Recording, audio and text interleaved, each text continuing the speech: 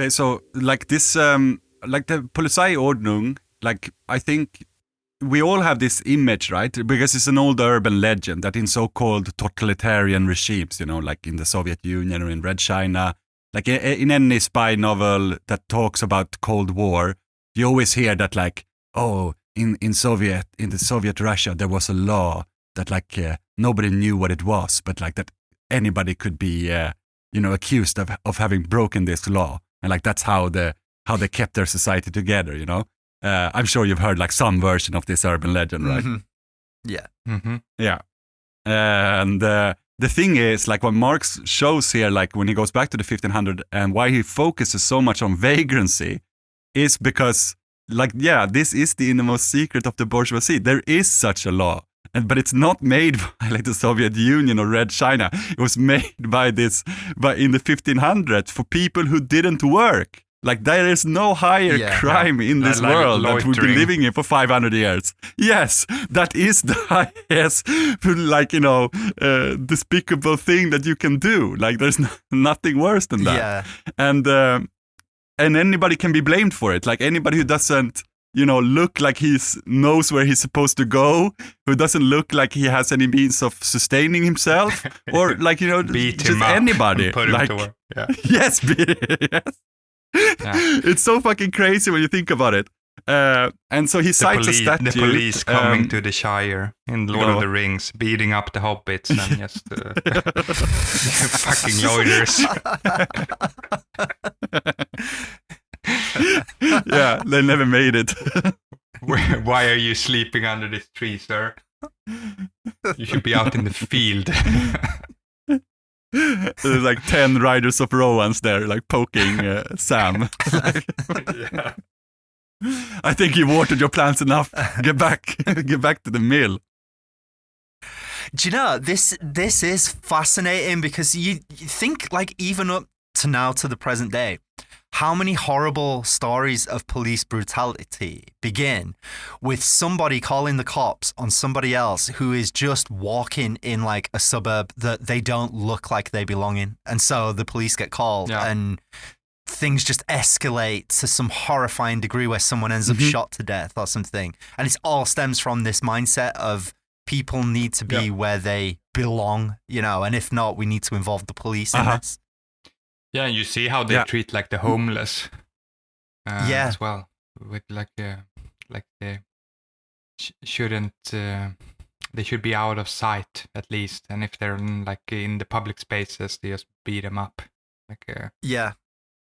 corral them into their cars, etc. So it's I think Marx is on to something here.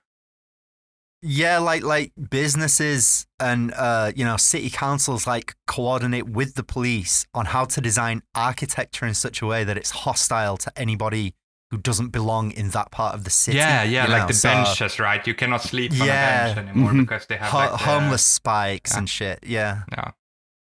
This is fucked up. Like, we should it's all so mean. Yes. Have you seen those videos, Matt, like in England, where it's like Oblivion NPC or Oblivious NPC? I don't know which one it is. And it's always somebody sitting in a car, and then somebody comes along, and it's like, "You're smoking marijuana." And it's like, yeah. And it's like, what? Yeah.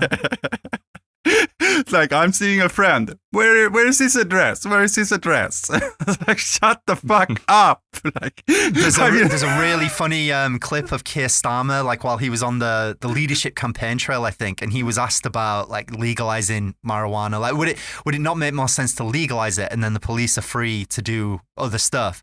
And he started talking about how like, well, my constituents have told me that they have to put up with people standing at the end of their street smoking marijuana and they can smell it. And it's like, that's literally the reason it's illegal in his mind, is because somebody who doesn't belong is standing on a street smoking a joint and the smell might offend somebody, Yeah.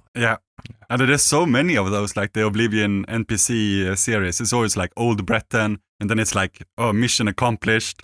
There's like, I don't know, it's from, the game Oblivion, I think. Yeah.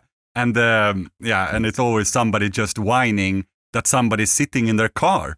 And it's like, people like, and these people aren't police, like they just think this is their, duty as individuals of civil society to like, or like I'm a from the housing homeowners association, or, Yeah, it's a the worst of the worst. Culture. Yeah. If you join so a annoying. owner association, Matt, then our friendship is over. Maybe he's forced to. You can get a little badge walking around. Yeah. Do you have homeowners associations in the UK? Is it like in the US? There are some streets near me where every Christmas, like all the houses on this particular street put up like uniform Christmas decorations, and someone told me it's part of the contract that they've all signed for that street. They have to do that to sort of beautify the street every Christmas. Contract. Wow. And if they don't put up the appropriate amount of Christmas decorations, it becomes like a civil issue or something. Yeah, just think about it for like a second. Like, it's something like out of a Terry Gilliam movie or something, that like you should sign a contract in order to move in, that you have to have like your hedge a certain height or something. This is like you have to have some 3 sci-fi glowing reindeers every December on your lawn for no less than 4 weeks. So of the year. man. Yeah, that's crazy.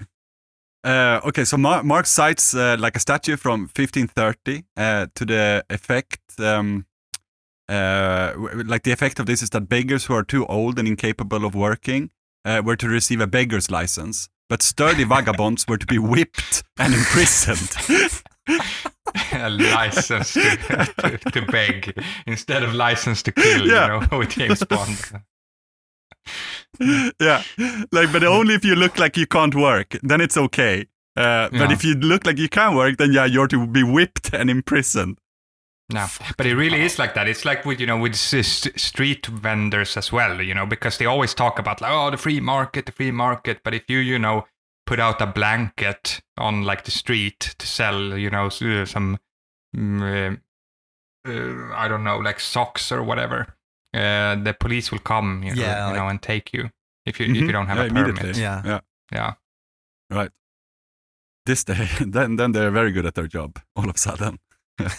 When it comes to the market. And he goes on, or like the statue goes on, they are to be tied to the cart tail and whipped until the blood streams from their bodies, and then swear an oath to go back to their birthplace or to where they have lived the last 3 years and to put themselves to work. Like, I mean, it doesn't get more like obvious what these people are about and like where the police comes from. Another one is from 1547. I can do this one too. A statute ordained that anyone refusing work, quote, shall be condemned as a slave to the person who has denounced him as an idler. Wow, you get a slave if you denounce people? Yeah, you can just go out and point at people. That's crazy. Like, we think this is so far remote from where we are now, and I can think offhand of like a dozen people who are like prominent in British politics who would love to bring stuff like this back. Like, how far away are we from them? Going to like homeless camps and just like put them in labor camps. Yeah, and if you are the one who do it, like maybe a private company, like the private hobo cleanup company, and like their salary from the mayor is like you get all these hobos to work for you. Like, I don't know. Yeah, I can see it happening. Yeah, in 5 years or something. I mean, there was the thing that we started doing a few years ago, which was the Tories began housing migrants and refugees in literal shipping containers that had been like converted, to be living quarters. So, I mean, that's a pretty graphic bit of symbolism, really. Like, you stuffing people into containers that are used for merchandise and goods, that's fucked up. We basically live in hell. This is essentially the thought I get every morning when I wake up. All right. Okay. I just finished this quote of this statue from 1547. The master shall feed his slave on bread and water, weak broth, and such refuse meat as he thinks fit. He has the right to force him to do any work, no matter how disgusting, with whip and chains. If the slave is absent a fortnight, he is condemned to slavery for life and is to be branded on the forehead or back with the letter S. If he runs away 3 times, he is to be executed as a felon. The master can sell him, bequeath him, let him out on hire as a slave, just as any other personal chattel or cattle. If the slaves attempt anything against the masters, they are also to be executed. And I mean, this is how the so-called Dark Ages ended. You know, like this is now the beginning of, you know, the modern times. Like they didn't do this shit like in the Dark Ages, but now with all these serfs who don't have job anymore, they're like, okay, how are we going to solve this problem? And like this is all a consequence of the primitive accumulation. So they have created these subjects themselves, but now, you know, they see no other way than like destroying them, just like they destroy their livelihoods. Yeah. Modernity is a lie. It's what we can conclude from this. Okay, and then so we go forward a little bit here. Like in the beginning, of course, you know, with the peasant revolts, you know, things are a little bit haphazard because the bourgeois revolution hasn't really properly spread. And then we talked about, or I mentioned just briefly, like the Dutch Revolution in 1609. You know, they beat back the Spanish Habsburg, and this is, you know, right before the 30-Year Wars, and they have and I was surprised. I told Sebbe about this already today, but I was surprised that like what was called the Netherlands, which is basically the Benelux countries today, right? Belgium, Luxembourg, and Holland. They had the same population as England at the time, the whole of England, but half of the population already lived in urban cities. Yeah, and but it's because the whole area was a swamp, right? Like they're swamp people. to all of the well, I didn't want to say anything, but and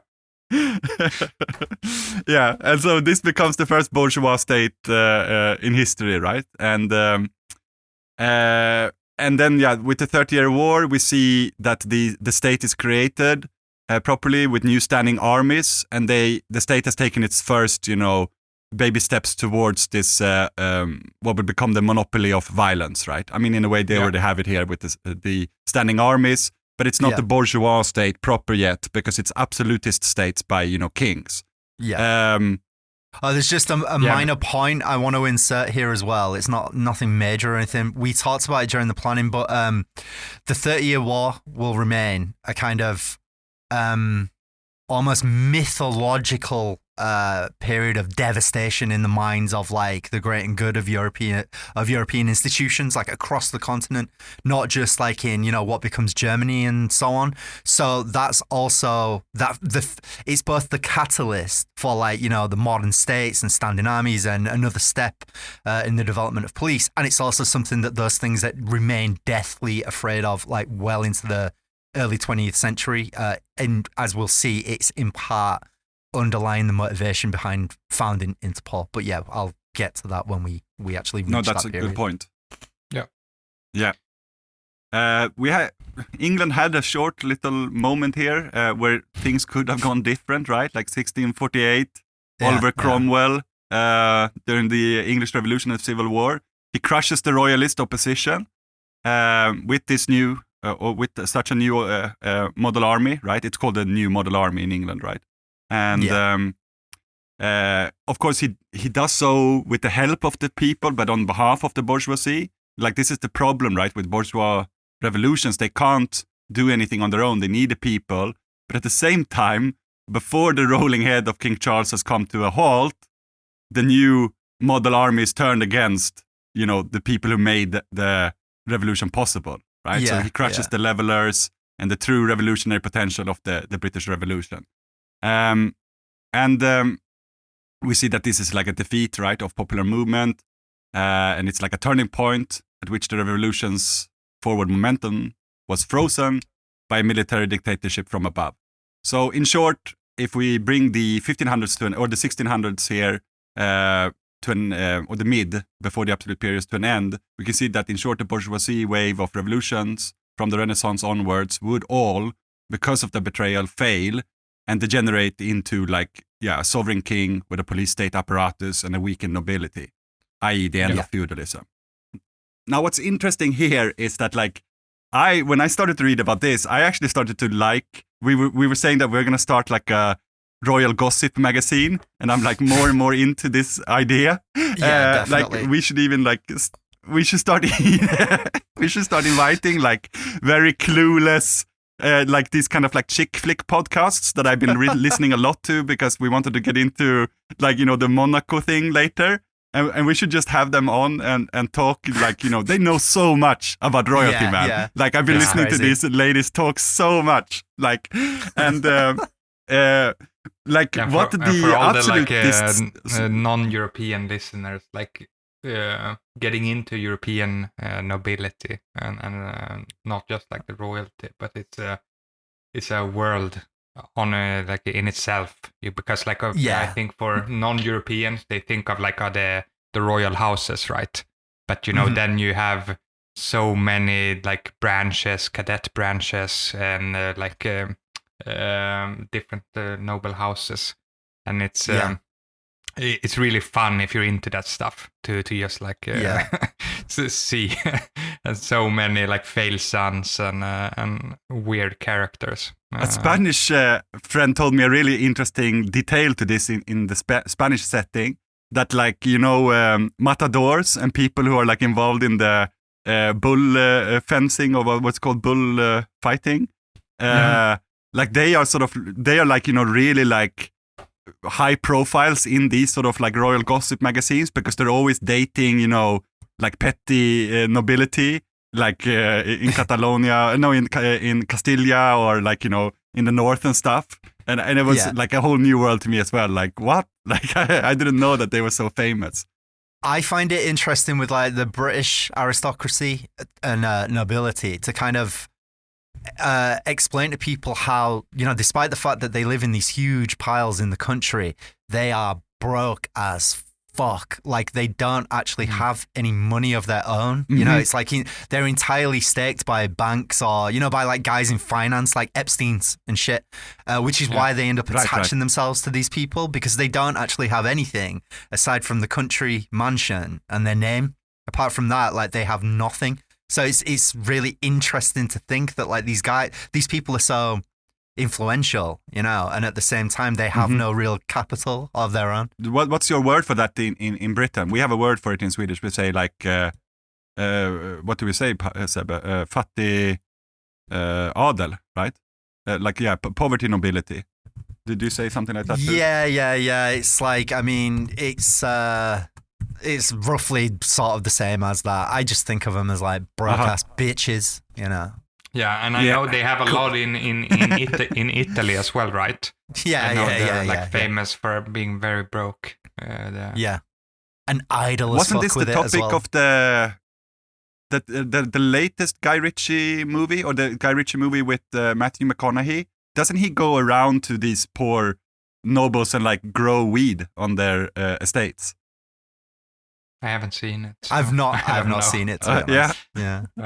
No, it was good. I liked it. It was. I haven't seen anything since Rock'n'Rolla. I thought Rock'n'Rolla was so bad compared to Snatch and Lock, Stock and Smoking Barrel, so I kind of gave up on him. But then this one, it was like on the state channel, so I was like, okay, I'm gonna watch it. Yeah. We'll watch before I go on with the. Yeah, I'm always telling you have to watch more of the state channel, but you refuse constantly. So disobedient.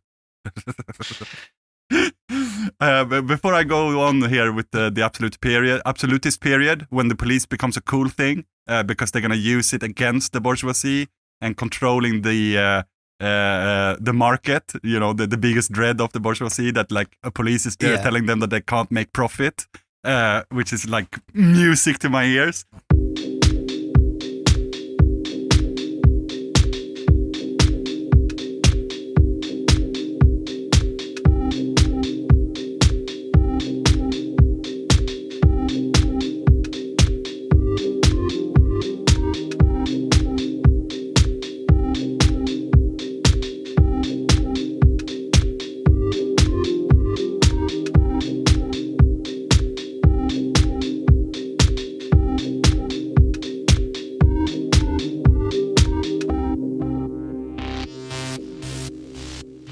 So we had the first wave from 1517 to 1660.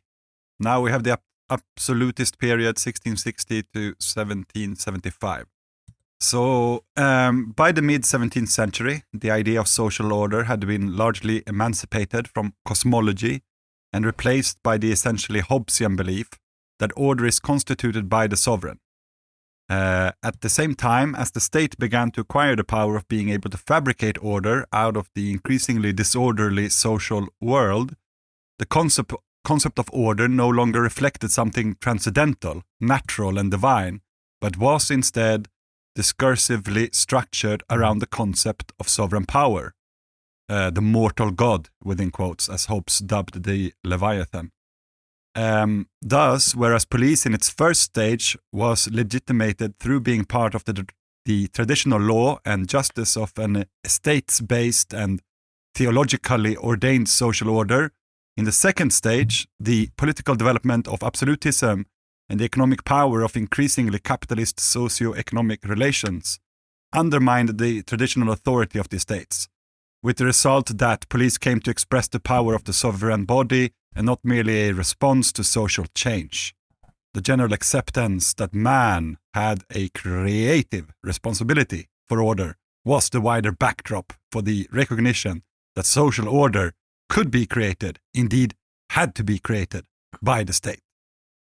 And now, yes, this is exactly what you were talking about a little bit off mic here, Matt, that like we see that the Polizeistaat, we don't think of it this today, that Polizeistaat is the same as Wohlfahrtsstaat, that police state is the same as welfare state. But this was the concept before, the totalitarian regimes or fascism, right, in the beginning of 1900. That's when these two things became separate. And we think of police state as something, dystopian, something like in Orwell's 1984 or whatever. But at this time, it's the police state is almost the same as the welfare state, and it's there to uphold the communal good, basically, and order. And we're gonna see this return later as well, like when anarchism becomes the nemesis of social order, I guess, in their mind. And there's a lot to think about here, I think, with the later on as well, when we see like the rise of unions, right? And how they try to from their point of view. I'm not saying that unions are bad, of course not, but in how they in the social democratic state try to control the unions and why it's important for them. But this is going a little bit ahead in. But like I mentioned earlier, like at this time, the guiding principle or like the legal totality of order of the Polizeistaat, that it's a rule of police, right? It's not just yet the rule of law, which means that this legal totality is either called, I think mainly in the Anglo-Saxon countries, like mercantilism, and on the continent in the German-speaking region is called kameralism. And I think this is mainly because kammare in Swedish and German means the treasury, So they and this is what I was saying, this is the police main objective is to make sure that that people don't fuck around on the market, which is what the bourgeoisie have been doing. You can't. And I really the more I read about this, the more I really I imagine myself as I don't know, a French white wig or one of those English fox hunters, but I'm not going around hunting foxes. I'm going around to the market and hunting down these proto burgers and being I heard you've been stacking up on coin and taking out profit on grain. What are you, a worshipper of Moloch? Don't you know that you can get burned for that stuff in this kingdom, my friend? Yeah. Better watch yourself, son. That would sound awesome. But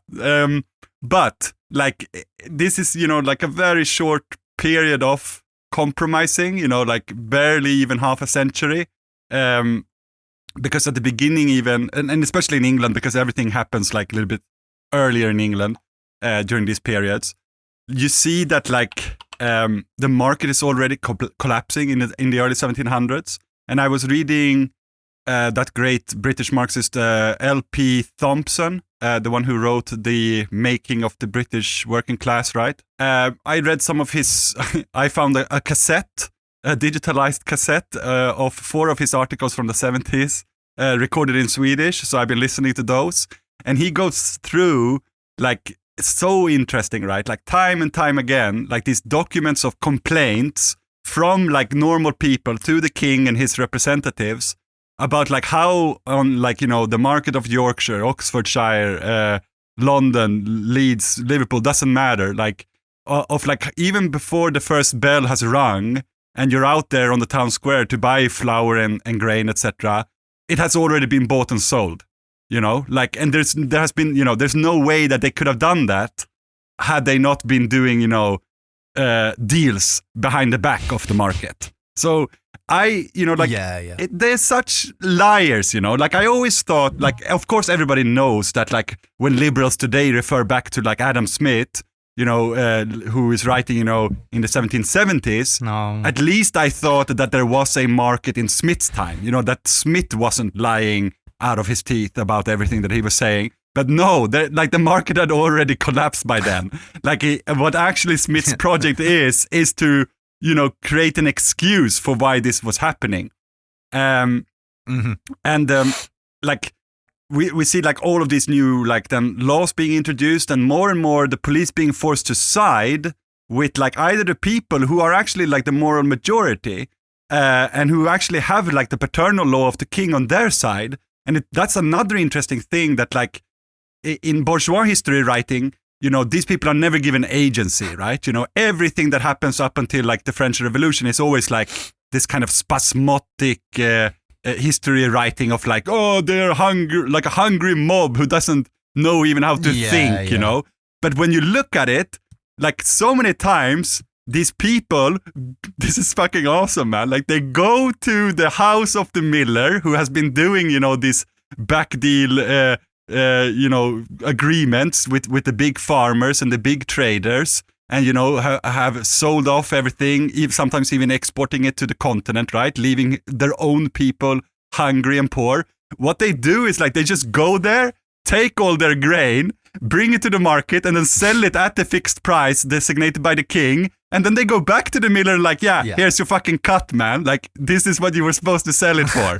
Time and time again, this happens, you know. They are not like a stupid, hungry mob. They're actually doing what the law is, you know, supposed to be. And then you find out that, like, there's a big problem here then, because the police are still supposed to do then what the people are doing, you know. So you can see like the class tensions is like rising here, and it's very uncertain on like what side the state should be on, and it's especially problematic then because if there are riots, which there are of course throughout the 1700s because of these class antagonisms, it is so problematic then for like local, you know, governors or sheriffs to like, you know, bring in the army and be like, you know, cutting these people to pieces. And then, like, when the army leaves, everybody remembers, you know, who the sheriff and the governor was, and now the army isn't there anymore. And then, you know, they quickly realize this is like, this is not the sustainable solution to these constantly reoccurring problems. We see here throughout the 1700s, all over like Europe, these how they institute increasingly active and interventionist and wide-ranging police. Through its like second stage here, the establishment of the Lieutenant de Police for Paris, later known as the Lieutenant General de Police, was imitated by Tsar Peter with his imperial police administration, the Polizei in St. Petersburg in 1718, and across the country from 1733. Frederick II's police director in 1742. So Frederick II is Germany, right? And Maria Theresa's police commissioner in 1751. Austria. Maria Theresa, I'm sorry, blanking on, this is why we have to do a royal gossip magazine, but I'm guessing it's the Austria. Yeah, right. And in all of these regimes, the almost universal powers and interests of police in the earlier centuries acted as the foundation for the active and dynamic principle within the systems of enlightened absolutism. So like this is towards the end of the 1700s when they start to realize that like we probably have to do it the bourgeois way. Like this is not going to work. So this becomes, the Enlightenment absolutism, again, a very short period, right, as we know, before they also start to get killed, the kings. And it's the move away from this mercantilism and the cameralism, which was the idea that the market is there to provide money for the state, We don't have... these private actors. It's not in the interest of them that we have this police state. It is to organize the market so that the state can make more money. Of course, the state is going to like work well in the favor of the bourgeoisie soon as well. But we see this being, replaced by laissez-faireism and what we all know as political economy. And in a sleight of hand, by which the police market came to favor the producers rather than the consumers and the state. And, voila, la magie de la bourgeoisie. So like, it's not that the bourgeoisie ever were, so liberal that they could imagine a world without the police. They just made sure that, okay, Yeah, they brought them on side. Yeah, police the market by all means. Mm-hmm. But remember who on the market you are supposed to provide security for. Here we get in then to the last stage here before we get into the more international problems. And this is the second wave of bourgeois revolutions and the liberal period. Because now everything has to be, of course, reconsidered, right? When these old kings falls and we have the French Revolution and the American Revolution. And now they have a new task, right? And it's also interesting to read, this I only read today, like how much also Smith is talking about the police, in his tractates on political economy. Matt, do you know when was like Scotland Yard founded? 1829. Yeah. Okay, so it's that late. Okay. It's all of them are like at that time, I think. I'll read this last little paragraph that I have here, and then we arrive, at the 1820s when a lot of this happens. Because the British are gonna be again. They've learned some things about how to control the Irish, and they're gonna be inventing some stuff in the 1820s. Right. So in succeeding in creating conditions and mental attitudes favorable to productive enterprise, police legislation abolished its own raison d'être. Creating rational, calculating individuals brought to the surface a major underlying tension in the police idea, right? Like this is the problem of liberalism. If you really say that we are all rational individuals who can take care of themselves, and even by our own taking care of ourselves, we create the best of society or whatever the nonsense that they've been talking about for 200 years. Why do you need the police, man? Like, what's going on here? So the project of imposing work meant rationalizing individual material activity. But this undermined the demand that all work together under some common good, right? Like we're not all working for the state anymore. We're not all working for the king anymore. So this underlying tension was compounded by the emergence of an alternative doctrine in the 18th century, which focused on the same rational, individual, and self-interested economic agent. This emergent doctrine was to pose the greatest challenge to police theory by undermining its central claims and by presenting an ideological defense of another sort of order.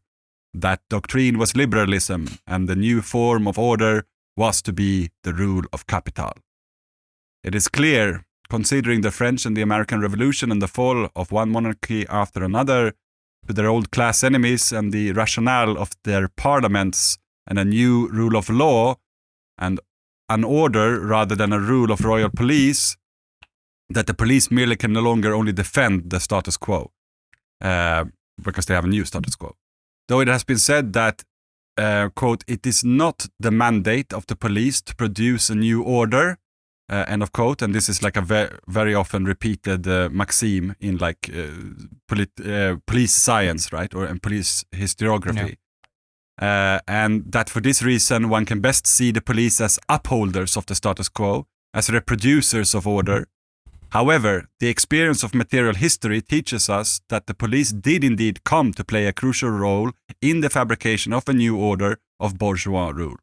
The original project of mastering the masterless had been turned into the project of constituting the previously masterless as subjects to a new master, capital, consolidating the power of private property, right? We had in the 1500s serfs running around, not doing what they were supposed to do because they, there was no land for them anymore.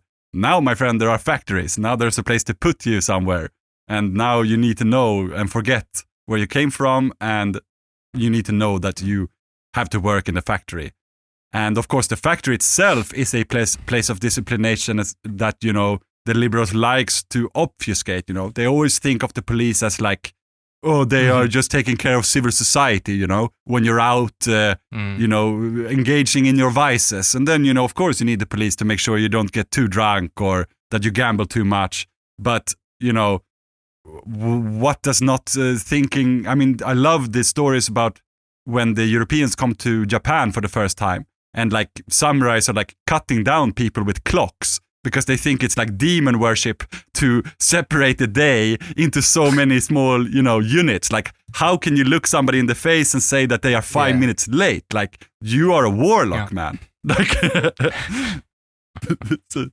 it's some dark magic, the disciplination of the factory that, like, pushes on to the brain of people at this time.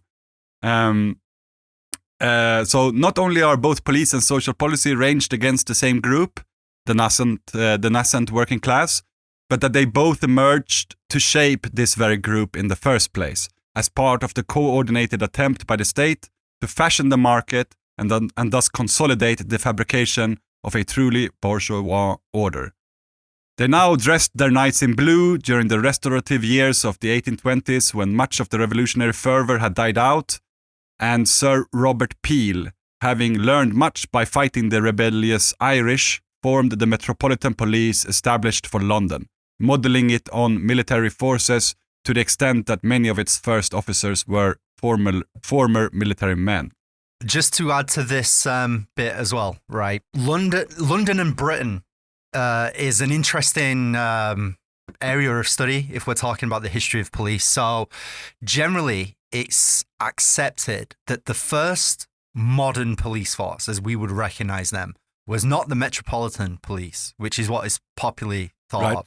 It was actually the London Marine Police, which, as I said, that predates the Metropolitan Police. That was founded, which I find interesting as well, in 1798. And its main job was to combat like theft from ships that had docked in London.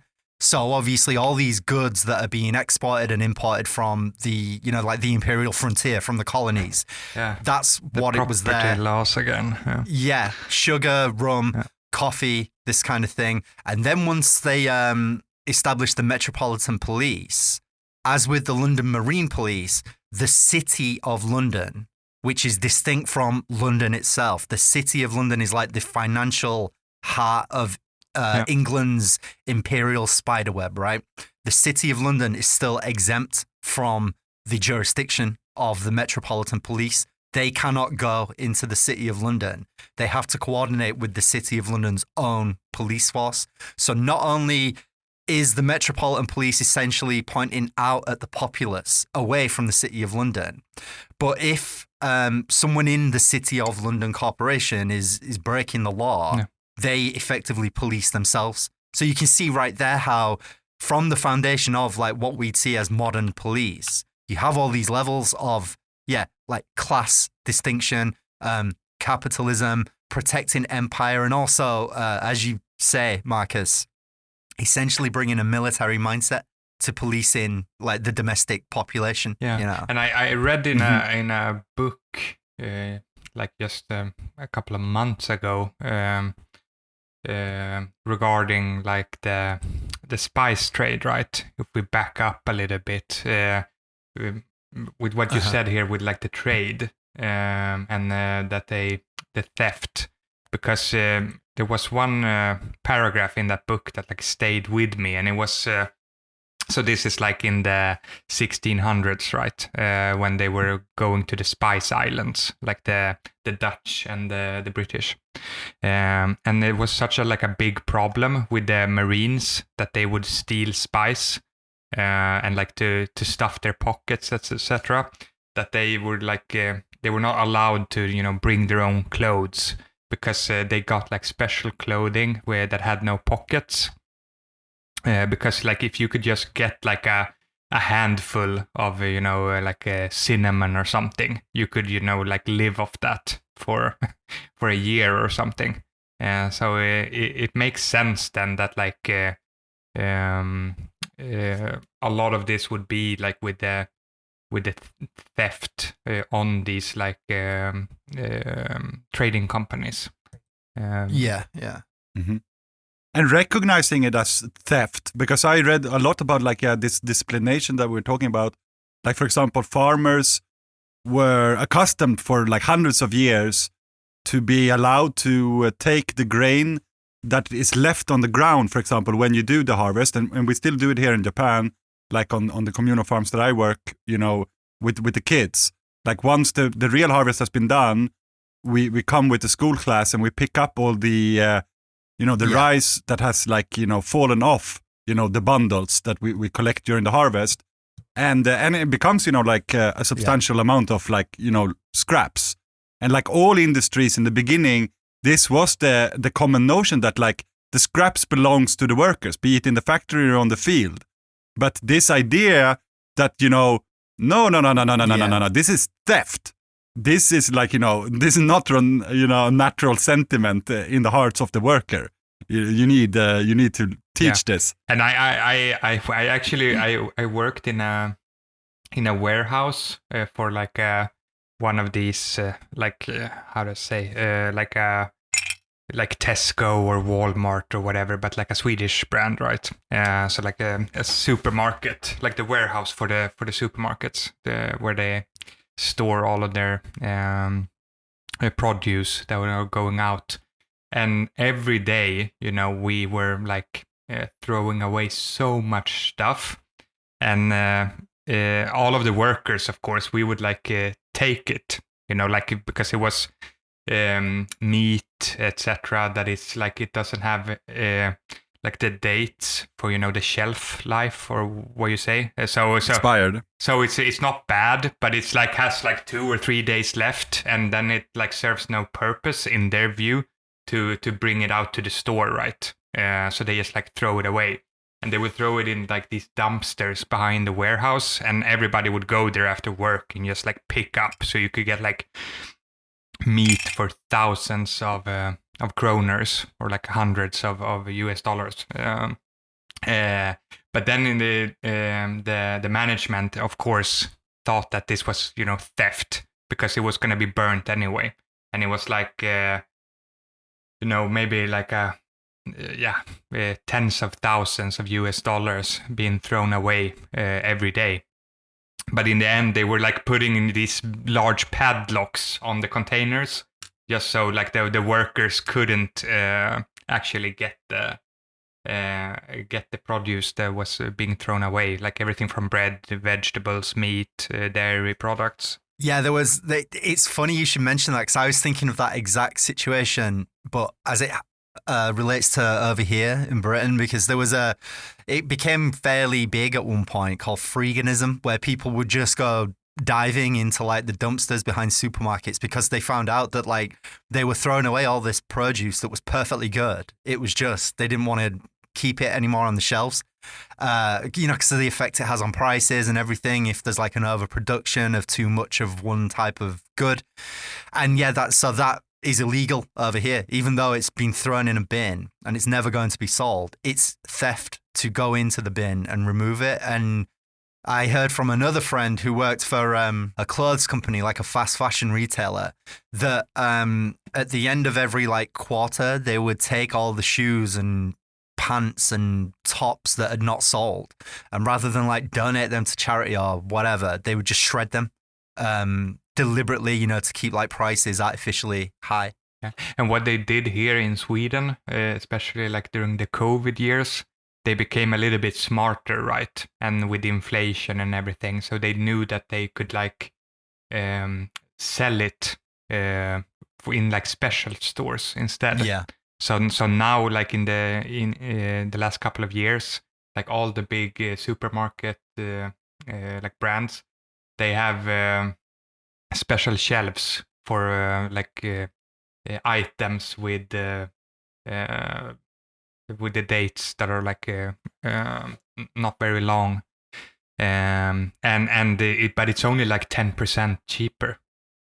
So it's not that it's like half price or something even. It's just like maybe 10, max 20% to get a milk that goes out the same day, or like it spoils. And then this became like very popular during COVID and after, and now it's like a thing in all like the supermarkets in Sweden that they have these. So instead of just throwing it away, they like created this own market for poor people to buy this stuff. I have a personal anecdote related to this as well. Like when I was a mendicant monk, like a beggar monk in China, Japan, Korea, like my main way of like sustaining myself when I was not working on a temple farm was to like go to the convenience stores and ask for these expired products that they were just gonna throw away. And it was so interesting, like when you're wearing the robe and you have a shaved head, and you, in the eyes of like even the Korean police, when I was eventually arrested, but for another thing, like there's like this conflict between like sort of like the divine law, like the old paternal law that we've just gone through, the old system of like, what's right, like you are not an egotistical son of a bitch, like you can decide, and it was so nice, to have all these people just giving you food because they knew that was the right thing to do. And I found like there is a sentence in Adam Smith's, Wealth of Nations, where he says, and to Smith it's good to be an egoist, the bourgeois order doesn't work if everybody, like to him it's a good thing that everybody considers their own interest. And we don't trust other people because we think that they're going to help us. We trust them because we can trust that they are thinking about themselves first, so they will become a good baker because of that, or whatever, that is their view. And he even says the only person who does and who is not compatible with this, the only one who trusts on the benevolence of the people, I think is the direct quote, is the beggar. And I really feel like those formative years of trusting the benevolence of the people is like what made me a communist. To see that like the people are kind of good, man. Like they, even if it's illegal, they see that you're hungry, they will like give you food.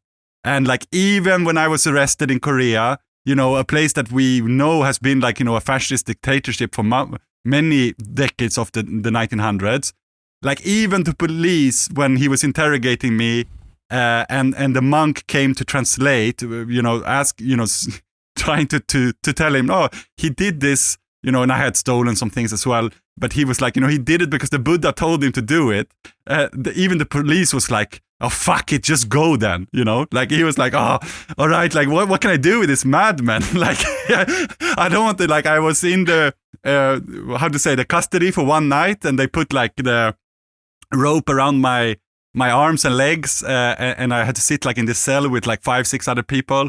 And, but in the morning, like, he was just like so like split apart, like because of his own like like his own inner morals. And when the other monk was like a Korean, was just telling him like, yes, he's crazy, but he's crazy because he really thinks that the Buddha is telling him to do these things. And then like, I was a lunatic, I literally said, it was full moon yesterday. And then like, he was like, okay, this means this. And then like, and then, I just let me go. But yeah. This is neither here nor there, really. But one of the reasons I like talking to you is because in the middle of discussing the evolution of the police, you just casually dropped that you were a beggar monk and you got arrested in Korea. I've never heard that story before. Like, what the fuck? I sound like I rolled with it, like I hear that all the time, but I'm actually like, we need to talk more about this. What the hell? Yeah, forget the episode. Like, one day we will do one big coming out of whatever closet I'm in. Yeah, we can be we can be there together for that. I want to bring it back a little bit to your point, though, Matt, like about how there is actually this development already. Like, at the end, very very end in the 1790s, like you have 4 really interesting acts being pushed through, and the difference between, because they're going to be repeated in the 1820s when the bourgeoisie is definitely in power, but here it's still sort of like that the king is in power, so people kind of agree with it to a certain degree, and it also starts because somebody has thrown stones at the king's carriage, so there's like a split in the people. And so this act in England that takes place in 1795, right? And who is the king in 1795? Is it Charles as well? No, King George, right? King George. Is it one of the Georges? I think it is. Yes, yeah. Mm-hmm. All right, so we have 5 actually. So the first one is the Treasonable Practice Act, which made it a high treason to, quote, within the realm or without compass, imagine, invent, devise, or intend death or destruction, or any bodily harm tending to death or destruction, maim or wounding, imprisonment or restraint of the person of the king. So it's one more of those kind of like, it's actually in 1820s it's going to be even that if you even imagine treason, you can be put in, like, that's a crime. And the other ones are staying here with that's the 1820s of the bourgeoisie. But here, the last days of the aristocratic old paternal power, we have 4 more ones that are also interesting. The Seditious Meetings Act, which restricted public meetings to no more than 50 people. To hold a meeting of any size on a political topic, permission from a magistrate had to be obtained. Then in 1798, and this is your year, right? The Marine, we get the Newspaper Publication Act, restricted the printing of newspapers. In the same year. The forerunner of the police, the Bow Street Runners, were expanded. We don't have time to get into them, but it's a kind of like in between thing here, somewhere between the military and the police, like some kind of gendarme. Yeah, and it sounds like a gang. Right. The Bow Street Runners. Yeah. It's like Peaky Blinders or something. Yeah. Then in 1799, the government passed the Combinations Act, which forbade groups of working people from organizing together in trade unions to improve conditions and made strikes illegal. The Seditious Societies Act, same year, forbade political institutions organized on a national basis, directly targeting any further growth of corresponding societies. So we can see who the even before here.